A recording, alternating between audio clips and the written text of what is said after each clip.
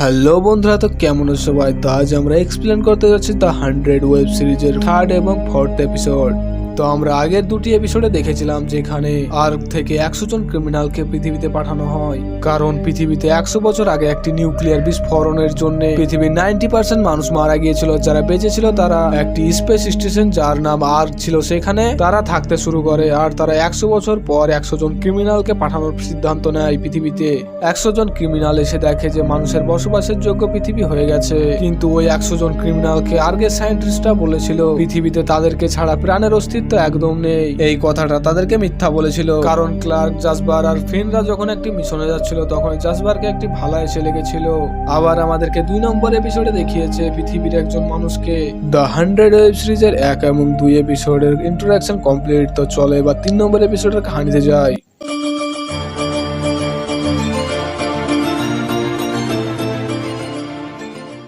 তো আমাদের থার্ড এপিসোডের শুরুতে আমরা আর্ককে দেখি, যেখানে ক্লার্কের ফাদার এবং আর্ক প্রেসিডেন্ট একটি অনেক পুরনো ফুটবল ম্যাচ দেখছিল। তারপরে আমরা প্রেজেন্ট টাইমে চলে আসি, যেখানে জাসপারকে একটি ভালা লেগেছিল। তারপর ক্লার্করা সেখান থেকে নিয়ে আসে তাকে তাদের স্পেসশিপে। এখানে জাসপারের হাল অনেকটাই খারাপ ছিল, দেখে মনে হচ্ছিল তাকে বাঁচানো মুশকিল।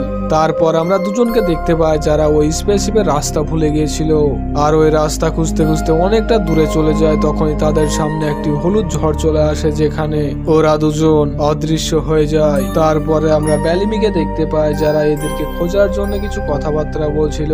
তখনই একজন ব্যালিমিকে বলে যে ওদেরকে খোঁজার সাথে সাথে আমাদেরও শিকার করা হয়ে যাবে। ব্যালিমি মার্ফিকে ধুয়ে যায়, কারণ ক্লার্কের দল আর ব্যালিমির দল আলাদা হয়ে গিয়েছিল। ওইদিকে আমরা ক্লার্ককে দেখতে পাই যে জাসপারের ক্ষত জায়গাটাকে পরিষ্কার করে ফিনকে জিজ্ঞাসা করে। প্রথমে জাসপারকে তারা মারলো, তারপরে ওষুধ লাগিয়ে টাঙিয়ে রাখার মানে কি হতে পারে। তখন ফিন ক্লার্ককে বলে জাসপারকে হয়তো তারা চারা হিসেবে কাজে লাগিয়েছে, কারণ তাদের নিশানা শুধু জাসপার নয়, আমরা সবাই, আর আমাদের সবাইকে খোঁজার জন্য জাসপারকে তারা চারা হিসেবে ব্যবহার করেছে। আর এখানে আমরা কেউ সুরক্ষিত নই, আমাদেরকে এখন থেকে সাবধানে থাকতে হবে। তারপরে আমাদের কাহিনীটা আবার পাস্টে চলে যায়, যেখানে আমরা ক্লার্কের ফাদারকে দেখতে পাই, যে একজন আর্গের ইঞ্জিনিয়ার ছিল, আর সে জেনে গেছিল আর্গে মাত্র 2 থেকে 3 বছরের অক্সিজেন আছে। আর সেই কথাটা সবাইকে সে বলতে চাইছিল, কিন্তু ক্লার্কের মা এখানে তার বিরোধিতা করে। তারপরে আমাদের আবার কাহিনীটা প্রেজেন্ট টাইমে চলে আসে, যেখানে ক্লার্কদেরকে দেখতে পাই যারা জাসপারের জন্য একটি নদীর কিনারায় ওষুধ আনতে গিয়েছিল। তখনই তাদের পেছনে ওই ঝড়টিকে দেখতে পাই, যে ঝড়টিকে আমরা প্রথমে দেখেছিলাম, যেখানে দুজন ছেলে গায়েব হয়ে গেছিল। সেটা দেখে ক্লার্করা সেখান থেকে পালাতে শুরু করে, আর এক সময় তারা একটি গাড়ি দেখতে পায়, তখনই সেটার মধ্যে তারা ঢুকে পড়ে। ওইদিকে আমরা ব্যালিমিদেরকে দেখতে পাই যারা ওই ঝড়টিকে দেখে পালাচ্ছিল। সেখানে অ্যাডাম নামের একটি ছেলে পড়ে যায় আর ওই ঝড়ের মধ্যে আটকে যায়। আর এখানে ওয়েলসকে ক্লার্ক বারবার অপমান করতে থাকে, কারণ ওয়েলসের জন্য তার ফাদার মারা গেছে সেটা ভেবে।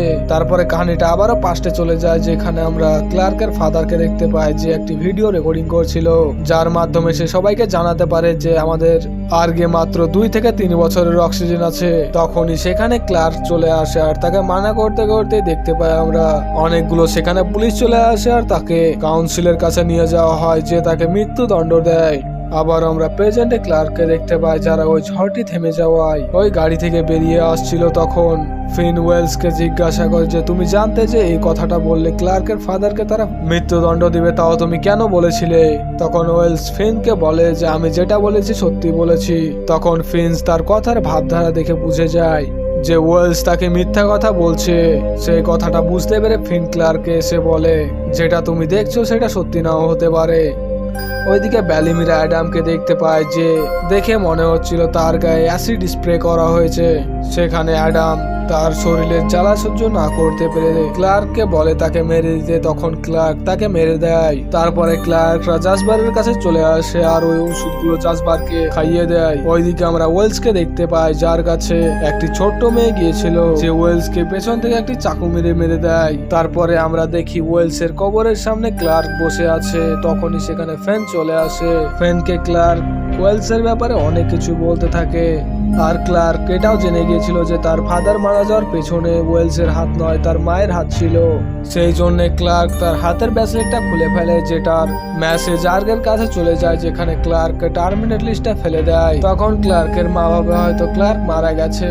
তারপরে আমরা ওয়াকটিভিয়াকে দেখতে পাই যে জাসপারকে নিয়ে ঘুরতে এসেছিল, আর আমরা জাসপারকেও দেখতে পাই তার শরীরটা অনেকটাই ঠিক হয়ে গেছিল, কিন্তু তার মন থেকে ভয় এখনো যায় না। সেই জন্য সে ভয়ে ভয়ে এগোচ্ছিল কি তার সামনে একটি আঙ্গুল কাটা পড়ে দেখতে পায়, আর সেটা দেখে সে আরো ভয় পেয়ে যায়। তারপর আমরা আর্ক দেখি যেখানে ক্লার্কের মা রেভেনের সাথে কথা বলছিল যে এই রকেটটি আর কতদিন লাগবে তৈরি হতে, আর এটা কোনো পাস্ট টাইম না, এটা প্রেজেন্ট টাইম, ঠিক আছে। তারপর তখন রেভেন বলে যে রকেটটি পুরোই তৈরি হয়ে গেছে, শুধু একটা জিনিস লাগালি হয়ে যাবে। এইদিকে ক্লার্করা বুঝে যায় যে ওয়েলসকে কোনো বাইরেকার লোক মারেনি, বরং তাদের মধ্যেকারই একজন মেরেছে। আর ক্লার্করা যে চাকুটি পেয়েছিল সেটা বারফির ছিল, তাই সবাই ভাবে যে ওয়েলসকে হয়তো বারফি মেরেছে। সেই জন্য সবাই মিলে শাস্তি দেওয়ার জন্য বারফিকে একটি গাছের উপর টাঙিয়ে ফেলে। তখনই ছোট্ট মেয়েটি বেরিয়ে এসে বলে যে বারফি ওয়েলসকে মারেনি, মেরেছে সে। তখন ব্যালিমিরা ওই ছোট মেয়েটিকে একটি ঘরে নিয়ে চলে আসে, যেখানে তারা প্ল্যান করছিল যে ছোট মেয়েটিকে কি করে তারা বাঁচাতে পারবে। তারপর ব্যালিমি ওই ঘর থেকে বেরিয়ে আসে মারফির সাথে কথা বলার জন্য। তখনই মারফি পেছন থেকে ব্যালিমিকে একটা মেরে দেয়, আর তারা ঘরে চলে যায় মেয়েটিকে আনার জন্য। তখনই সেখান থেকে ফেন আর ক্লার্ক মিলে মেয়েটিকে নিয়ে সেখান থেকে পালিয়ে যায়।